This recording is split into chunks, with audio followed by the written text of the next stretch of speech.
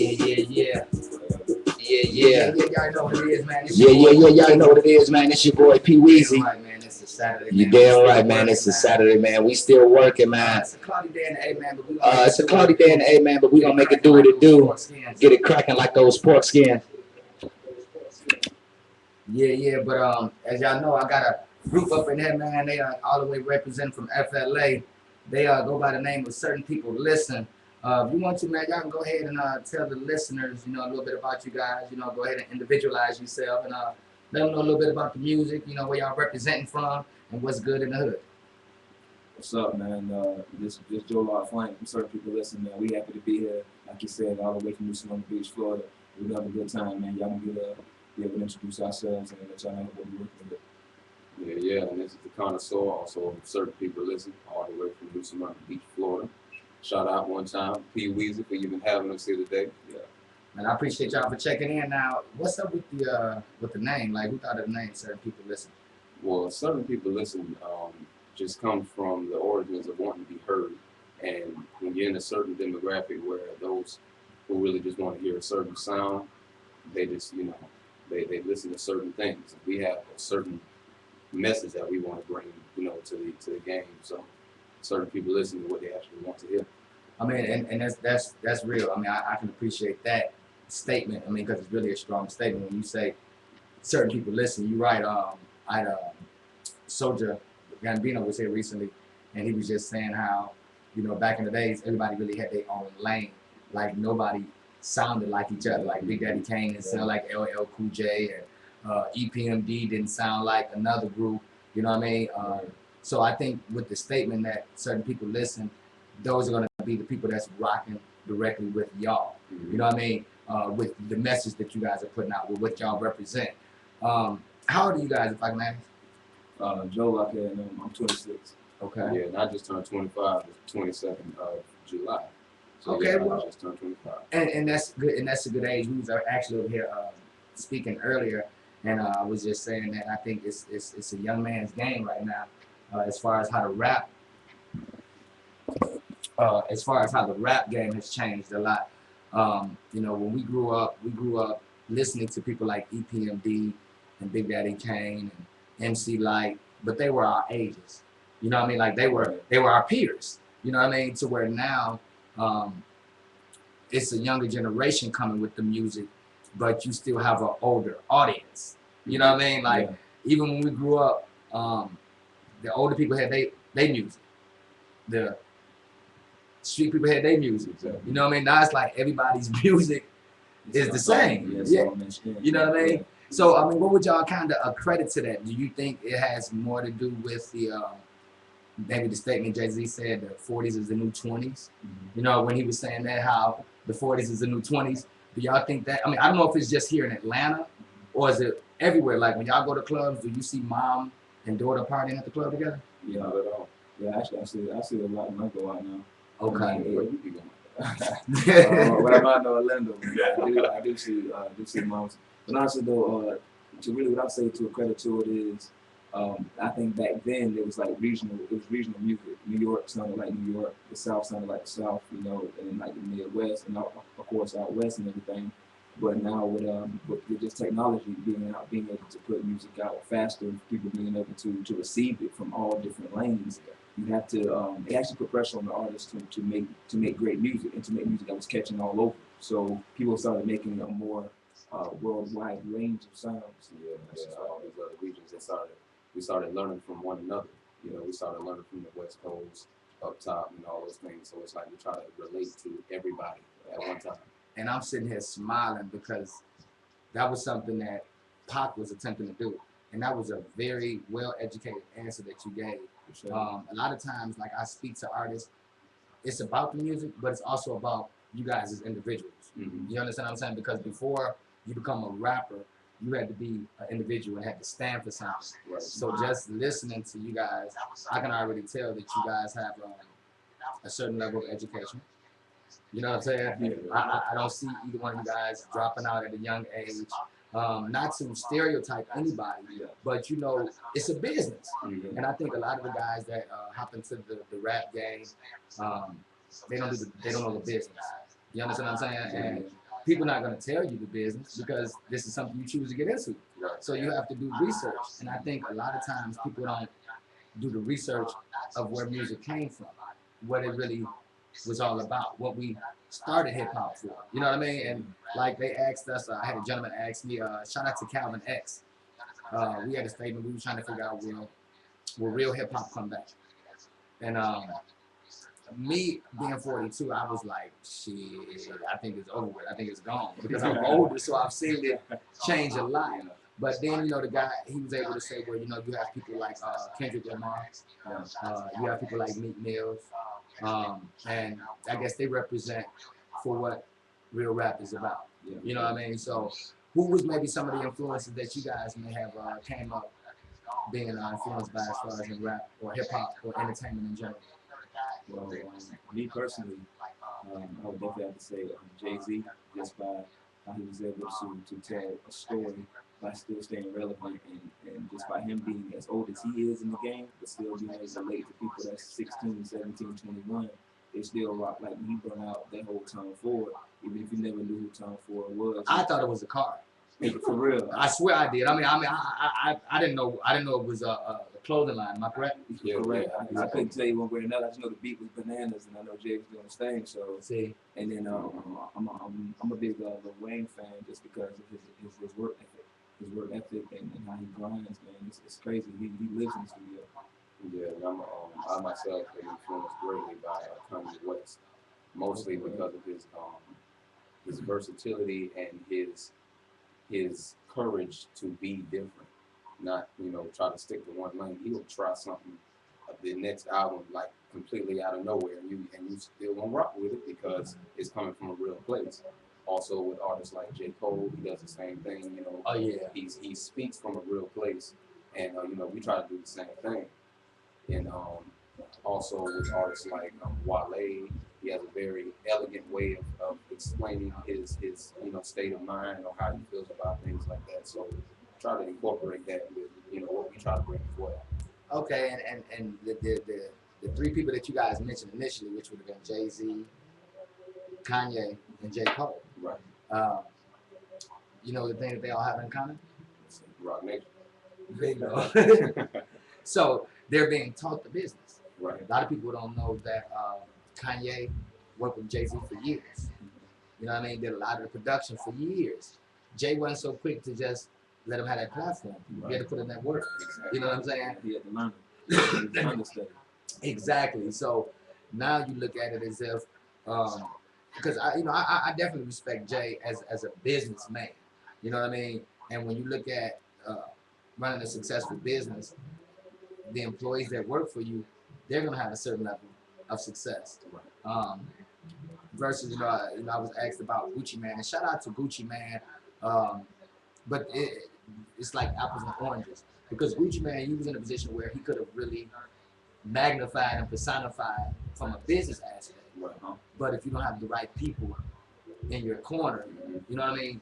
It's always good to have your homies and with you and things of that nature, but you want to have some business people in your corner that can help you make better decisions for yourself, for your career, versus just having money and obtaining money. Because one thing about money, it comes and it goes.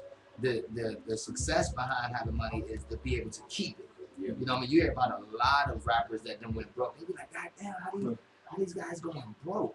Because they have no accountability for their own finances. You know what I mean? Even athletes. You know what I mean? So, and I know you're like, well, how do we switch to that lane? Because just knowing the business keeps your money. You understand what I'm saying? So it's not just about rapping, going in the studio. And I think a lot of artists, once they do that, when they go in the studio and they rap and they come out with the hot song or whatever it may be, when the money come in, how you gonna know how to maintain it? Right. You know what I mean? So are those things that you guys think about, or is it more or less we trying to get this hot song, but we'll deal with the money aspect when that shit comes? I mean, all the time it should be about the longevity and really just expressing your message. And when you're trying to get out your message, the money will come. I think me and my cousin both enjoy the art form of it. So yeah, I agree. Yes, we actually took a small break from making and creating music music to learn that business aspect of the game, so that when we do have opportunities such as this, once we get to that point, we know how to stay in that point and go further, when the doors are opened up to us, versus just making a hot record, getting spent all over the radio, and blowing all your money on the Ferrari. And then that second single is trash, and then the world forget about you, and then you go. You know what I mean?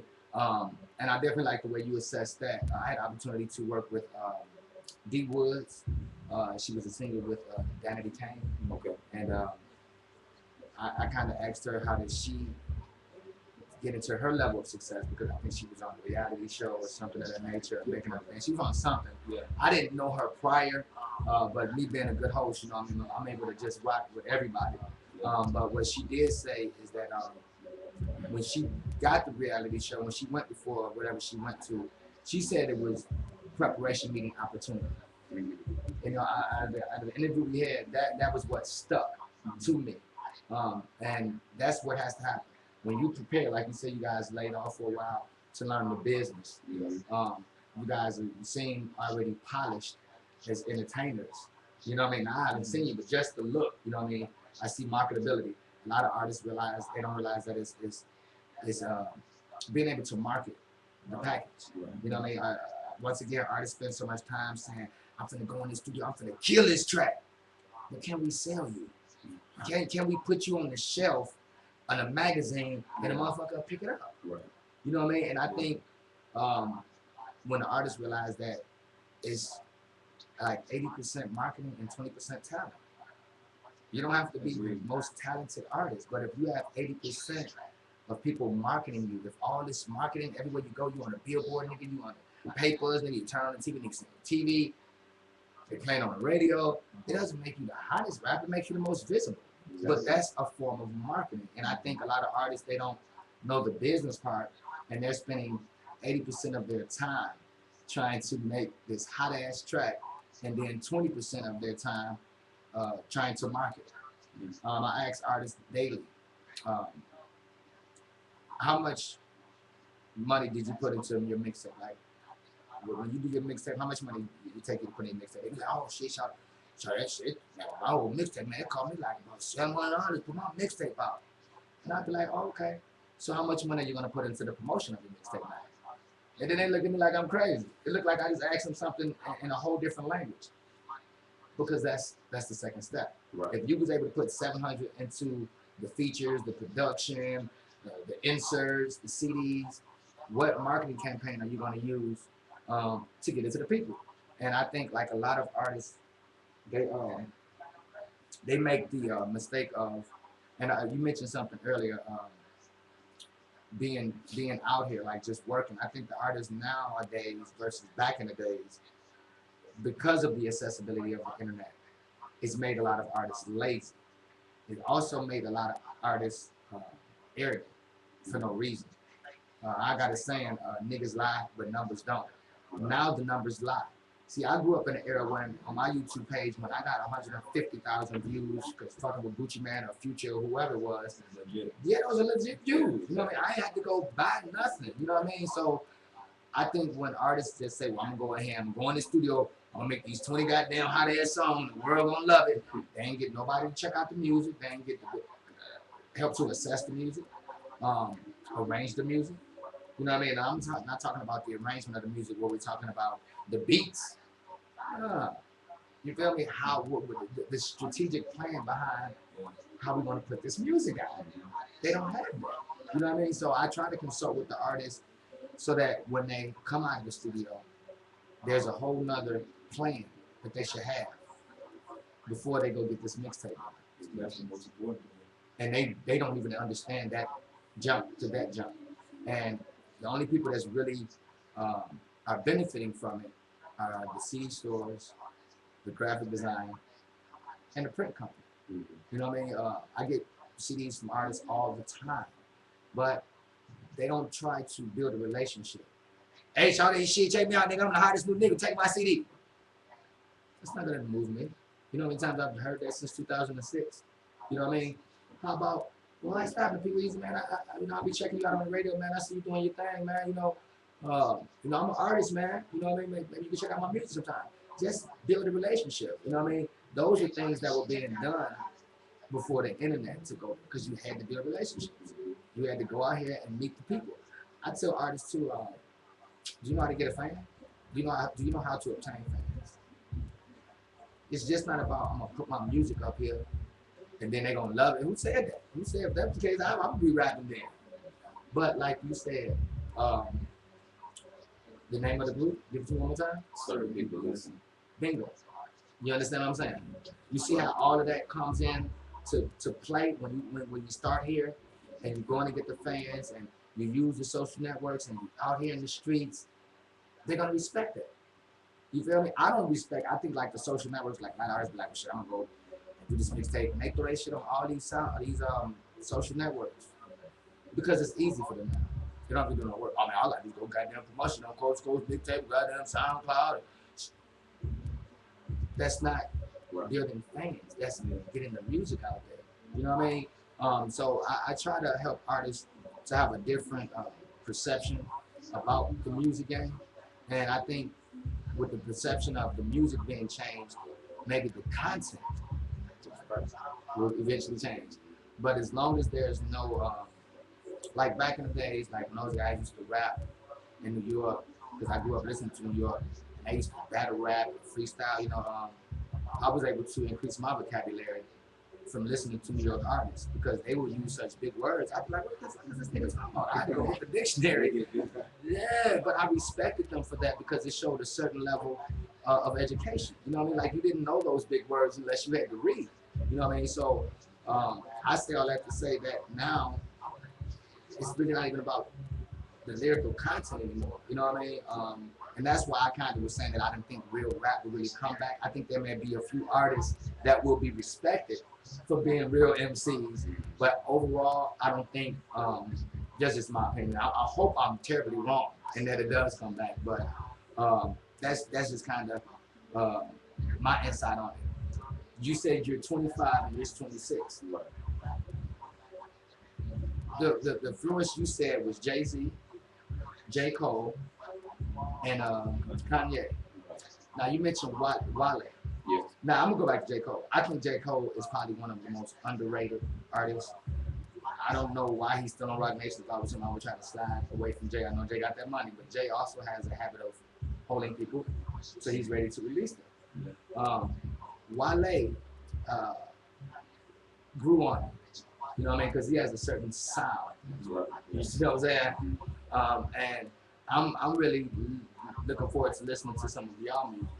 So before we break y'all music, tell the audience what they can expect from either track, both tracks, maybe what inspired these particular tracks. Well, we have a slogan that we go by. We say our music is Grammy music. We use the term Grammy from us being young, watching the Grammy Awards, and for those who won those, awards, they won it for meaningful songs. So the term that we use for Grammy is actually meaningful. So it's certain people listen to meaningful music. So we try to incorporate something that's going to mean something to the listener who actually hits that play button. If it doesn't resonate, that's fine. Maybe it might catch you on, the next record. But for the one that resonates with that first listener, it's going to stick, and they're going to be expecting to that next record. Okay. So that's how we try to build a fan base by trying to associate what we've learned, what we've been through, and try to compare that to what they've gone through as well, as if we're speaking for them. Which is what hip hop initially was about. It was the voice for the people. That's why people like NWA and Africa Bambaataa and BDP, W Fresh, a lot of those people, they were our voice. You know what I mean? Fuck the police, and Right. you know what I mean? Because they got to look at it from. I'm a '70s baby, so in '60s we all knew what happened with the '60s as far as JFK getting killed, or Martin Luther King, a lot of civil and religious leaders. So going into the '70s, everybody was smoking weed. And they're like, "Why we just can't all get along? Motherfuckers around here trying to be peaceful, so we was smoking." Mm-hmm. I'm a '70s baby, so now I grew up in the '80s, which from the '70s to the '80s, it was fuck the police and crack. Right. So those were the voices. You know what I'm saying? Yeah. in the 90s, I guess it maybe would have been, because who would we say in the 90s? Tupac and Big. Tupac and Big. You feel me? Tupac, more revolutionary. Parents grew up. Tuda Shakur, Shadito Dingo, all those was political prisoners. You know, his auntie, you know, was accused of certain things. You know, what I mean, the FBI is supposed to still be looking for her. That's what we need to get back to. You understand what I'm saying? Mm-hmm. Biggie, great rapper in his own respects, more of a storyteller. Yeah. Like his album said, party and bullshit. Right. Yeah. Ain't that what these niggas doing now? Right. It was just the way. It was the way he did it. It was so new, and the way he was able to just rap words and so smooth. Smooth. It was. And back then, even then, everybody had really their own lane. Mm-hmm. Like when Pac was like, well, you know, Nas, you sound like Eric B. and you sound like Rakim in one of his albums. I was like, he kind of do. I didn't think about it like that. But everybody borrowed from somebody. That's what inspires us. You understand what I'm saying? Yeah, exactly. So I think that it was a certain level of respect because Eric B.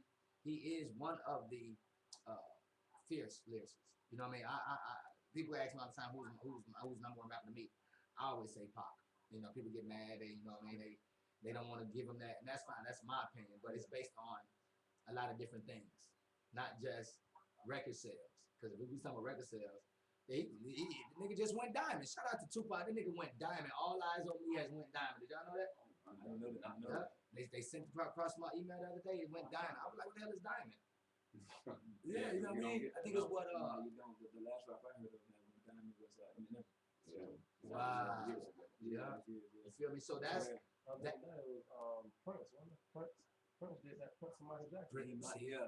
As far as like in hip hop, It's unheard of. And this man did. Yeah. You know what I'm saying? So that's Yeah. wow. You know what I mean? But yeah. So we gonna crank up one of the tracks and go ahead and put it in rotation. And which one we gonna get to? I want you to get into that A-Man hard. We try to really just push ourselves lyrically while still making a catchy record that expresses where we from and who we are. Just how we do our thing. Oh, okay. Which one you tell me again? A-Man Harden. Okay. Oh, I didn't get that one. you didn't get that one. That's all right. You can go get one of Prince and Kurt by the Sound. You know why not? Go ahead. Kurt by the Sound. Okay. Yeah. Kurt by the Sound actually got us to the Hard Rock. We got a chance to perform the Hard Rock in Orlando on what was it, April 13th? Yes. Yeah. Kurt by the Sound actually got us to the Hard Rock. So we're in front of that Kurt by the Sound. Oh, okay. Now you said that was something that you guys have done or something. Yes, something that we did. Yeah. And where was this at? That we got a chance to perform at the Hard Rock Live in Orlando on April 13th. We were doing a competition with other alternative music artists. We were actually the only hip hop artists that were able to perform that night. And yeah, man. So Kurt by the Sound actually took us pretty far. It was trending on Reverb Nation. Oh, really? Yeah. Okay, that's what's happening. So y'all got a Reverb Nation page as well, right? Yeah, Reverb Nation. We got SoundCloud. What else do we have? Facebook, Instagram, Facebook, Twitter. All of it. Certain people listen all one word. Okay.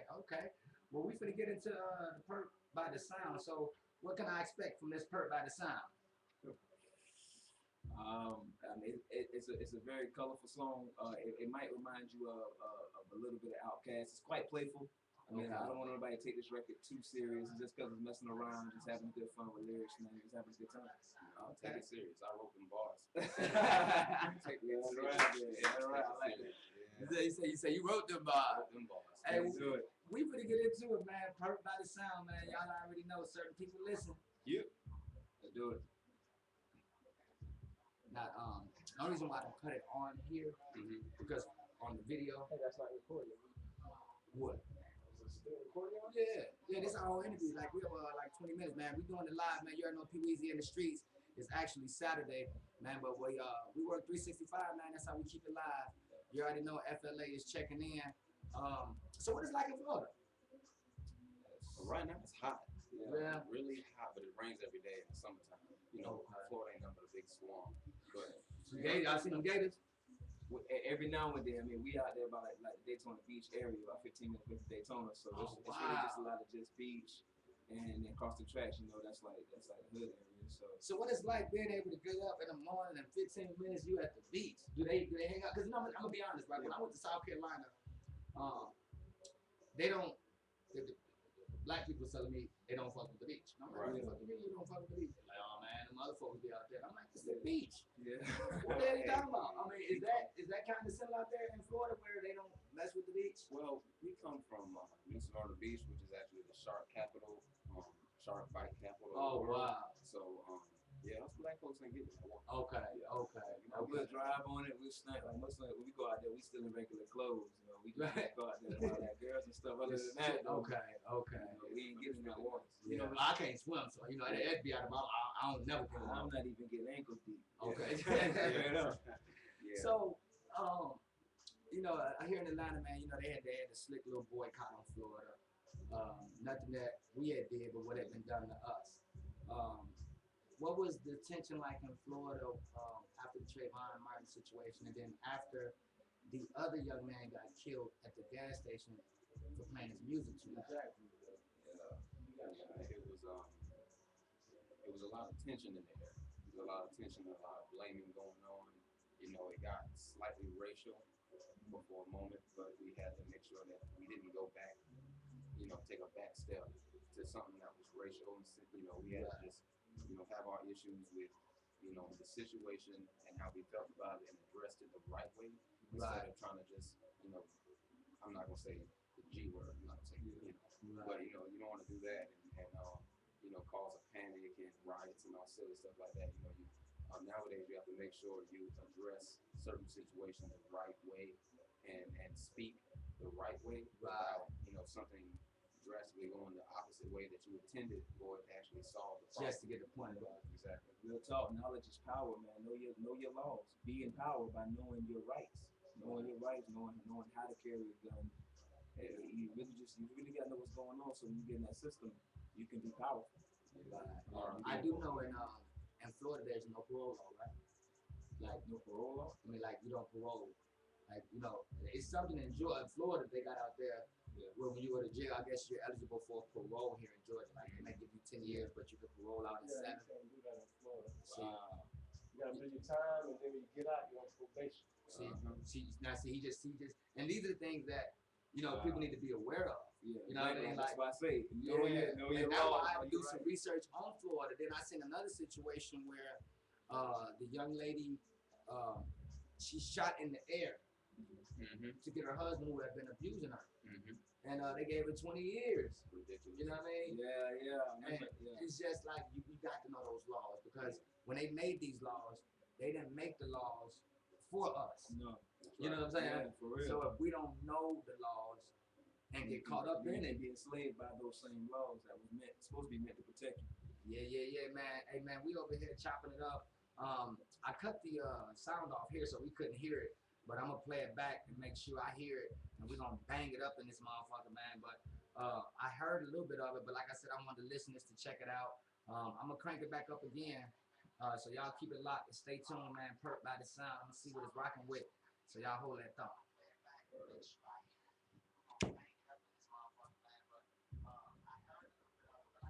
Hit it bad.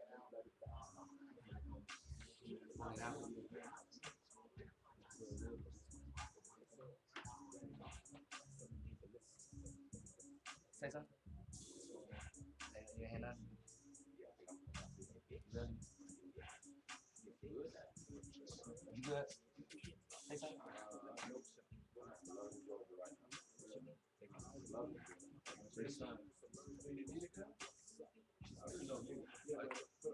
Yeah. I don't know. Cool nigga out there.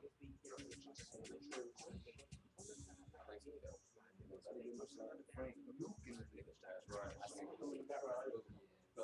Be gentle on that. Did it go back up? Yeah, go back out. Shout out to Gary Cole. Shout out Gary Cole. Shout out to Miss Jones, Gary Cole, Frank Luke. You don't want me to say this, but I gotta say it. It's the hottest. Yeah, nah. In the world, Craig. In the world. Stop. flight security. Hey, shout out to my mom too, man, for getting us the rental to get up to Georgia, man. 6 hours drive. We got here like 2 a.m. Yeah, so straight shot with 6 hours, man. That's a good, man. Cause I went to Miami 305, man. Hey, I was ready to just get out the car and just be like, fuck this shit. I'm gonna be real with you, though, Man. I'm 6'4", man. I cannot be in the car. Oh yeah. Man, 6 hours to Cali, it was 6 hours, on the plane to Cali, and then 6 hours, I cannot be cramped up like that. Yeah, I know you know, you got some people who talk about taking a smoke break. You need to just get out and stretch your damn legs out. You gotta go through a full yoga session just for me to be around.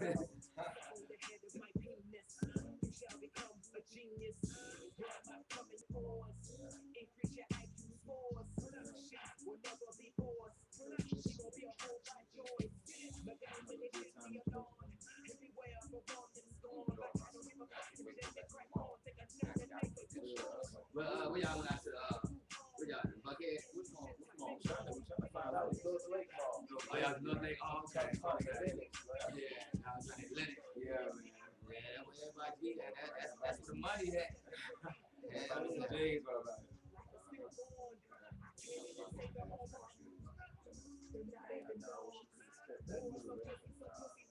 Oh yeah. Which one? It's another record we got. We got a couple records. I want to get that. Let me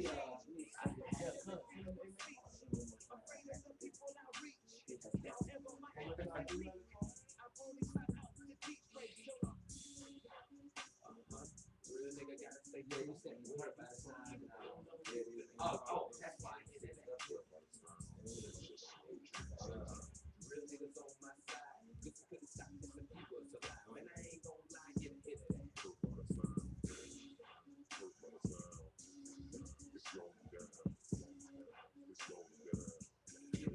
Shout out to my brother too, Corey Miller. Shout out to Corey Miller. Come on, Master B, brother. What's up? That Master B, brother. That's not brother. That's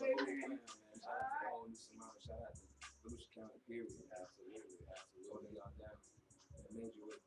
Shout out to Grandma Maxine. So you know what I was about to say too. Now, you did tell us who y'all was rocking with, but I mean, like, okay, I'm gonna break it down a little bit smaller here. Give me some FLA artists that y'all rocking with, indie or major. Okay. FLA artists we rocking with right now. We rocking with Anti-Sober Gang, which consists of my brother, Corey Miller. That's also Young G and Bo. And we also rock with why am I having a short limit right now? Go ahead. Yeah, man. School. Also, I'm at the major. I gotta go with Rick Ross, man. He definitely holding it down for our area. Shout out to Yella, man. Shout out to Yella. She's a female artist, man. She might be like the female voice of Florida. Really? Florida. Yeah, man. And her name is Yella. Yella. Is she red? Is that the full artist name? Is it Yella? Yellow Monroe. Yella Monroe. Yeah. Yeah. Oh, really? She Yeah, from man. Sanford? Yeah, man. Okay. Okay. I need to check her on out, man. Cause like I say, Shout out to Lil Kent too, man. Shout out to Lil Kent. He doing his thing from our city as well. Okay.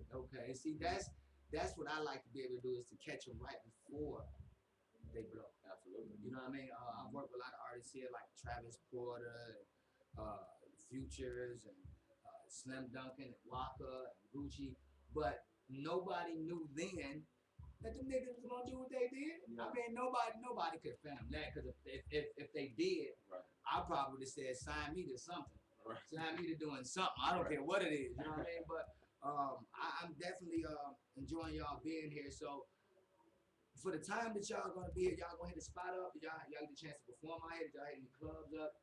I mean, basically, we came in like 2 a.m., so we just kind of went to sleep right away. And then we just, we want to do something. What are we getting into? I don't know, man. There's a possibility we might have a show tonight. Not exactly sure. We ain't got the paperwork right just yet, but we're gonna speak with Miss Jones and see what's going on tonight. We're gonna perform. That'd be a huge milestone for us to perform in Georgia. That'd be wonderful.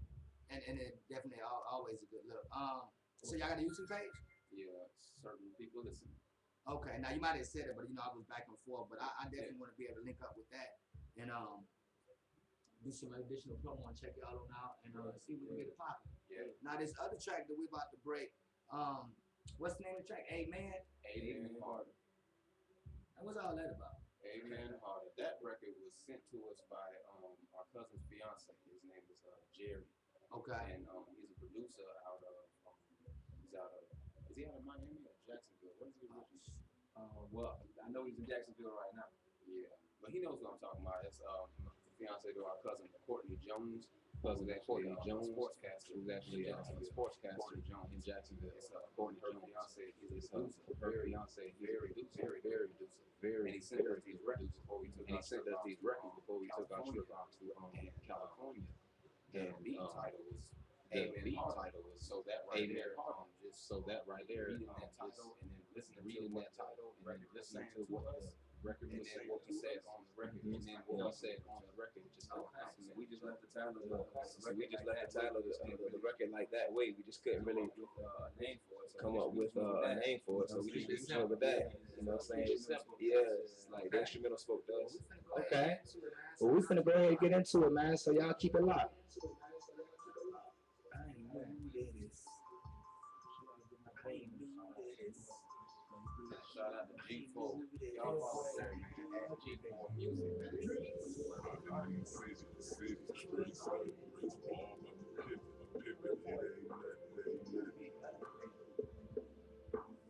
Shout out to DB Beats. Shout out to DB Beats. Shout out to them boys. Yeah, you can see, man.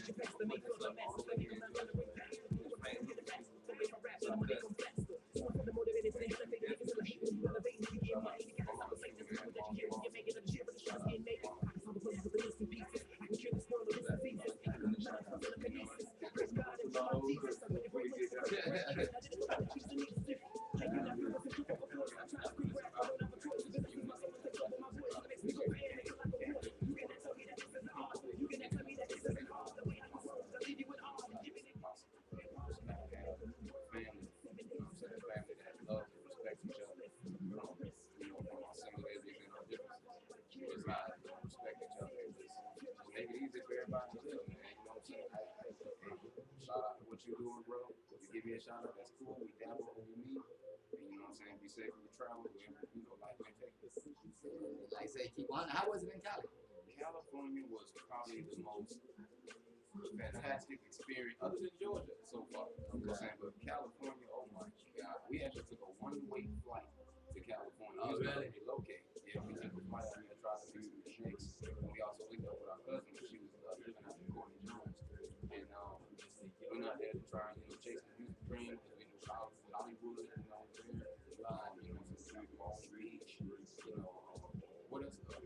Venice Beach. Venice, yeah, we actually just learned the ins and outs of it. Y'all was down in business in LA.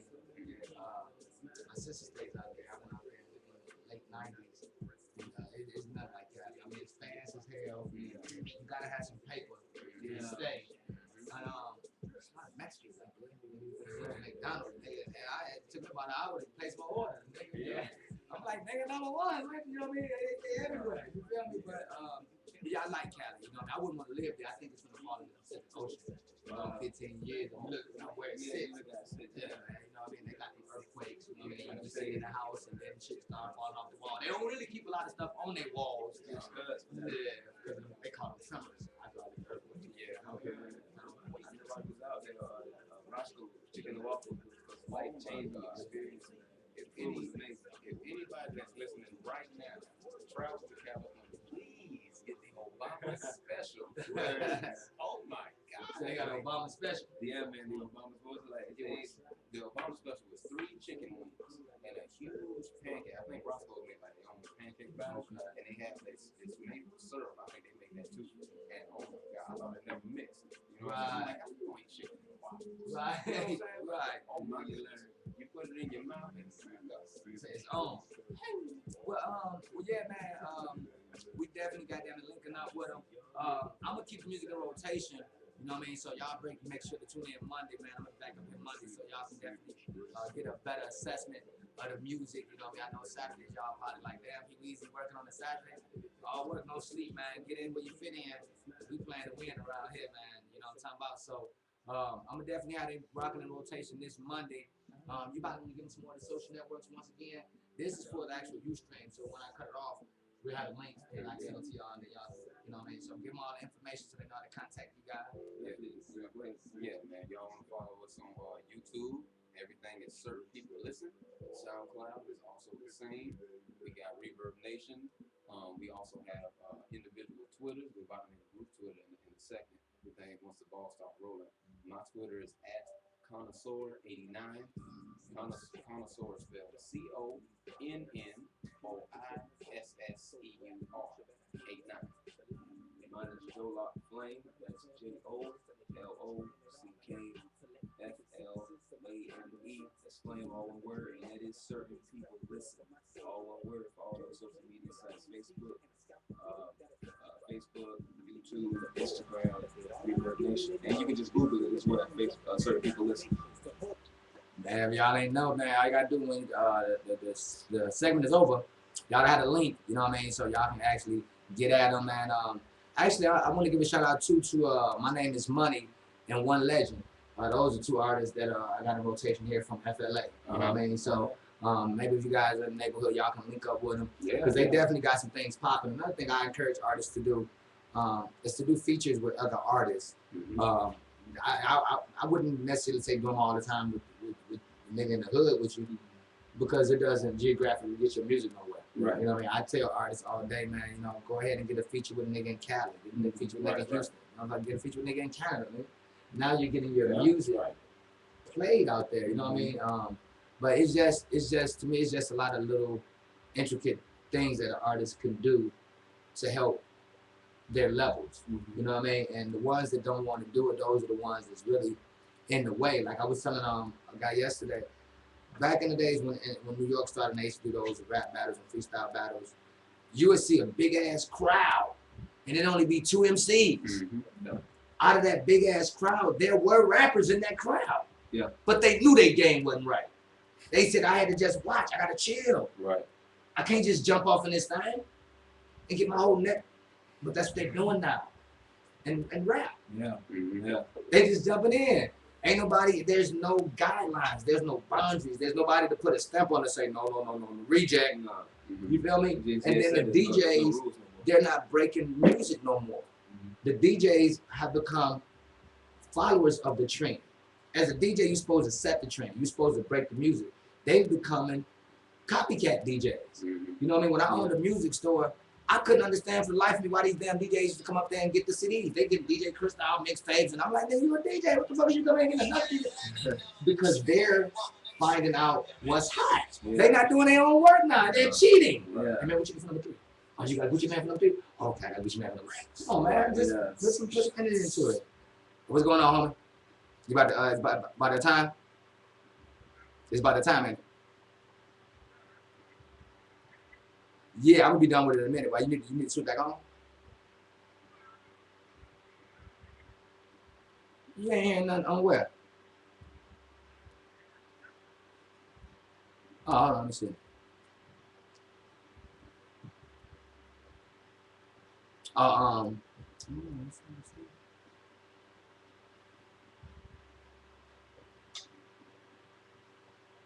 Oh, I didn't know that's how they did it. All right, well, we're gonna conclude the interview, man. I definitely appreciate y'all checking in. When y'all leaving? Y'all leaving the weekend? We probably leaving somewhere like mid tomorrow, maybe. Yeah. Okay. We might stay today. It just depends. Okay. All right. Well, man, I definitely gonna take the time to Appreciate it, man. slap y'all up for coming on in. Appreciate it. I got the music, so you know what I mean. I do need y'all to download the TuneIn app. Of course. So when y'all out there in FLA, you can let them know. Listen, y'all rocking with your boy Pee Wee's, and I'm gonna get y'all in there on the indie hour. You know what I mean? So they can see that the music is being played geographically and 6 hours away, 400 miles, whatever the case may be. You know what I mean? And then to be able to build up a fan base. So that's what it is. Yeah, man. All right. Hello. Yeah, I know this. Yeah, we appreciate it, man. Hold on, let me cut this off. Hit this mall. Let's see what y'all shoot game looking like. Yeah. You know what I'm saying? All right, man. With this Pee Weezy, man, we in the streets once again, man. Certain people listen, but everybody gonna be peeping and waiting for him, man. Cause I'm checking out it. I'm rocking with the music, man, and y'all gonna be hearing more from them. And I need to make my way to FLA. You know what I mean? See what's cracking out there. But y'all keep it locked.